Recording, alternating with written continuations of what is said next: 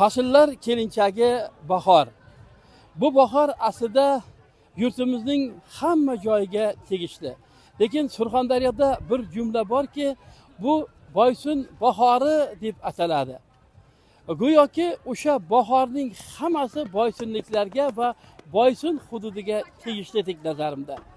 Chunki har yil 2 yilda bir marta bo'lib o'tadigan bir katta bayram borki, bu Boysun bahori deb ataladi.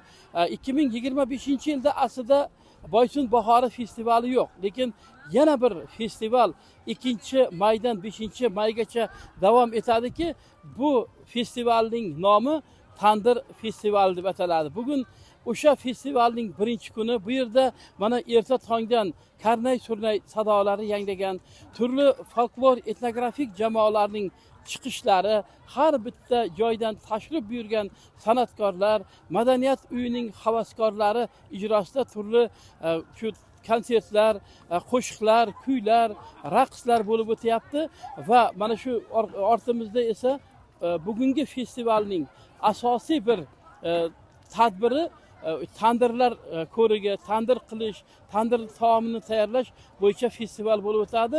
Bugungi ana shunday festivalning ochilishi, ana shunday chiroyli bir tadbirni, bayramni boshlanishi bilan barcha surxondaryoliklarni qutlamoqchimiz va 5-maygacha davom etadigan bayramga, Boysunga barchangizni taklif etmoqchimiz.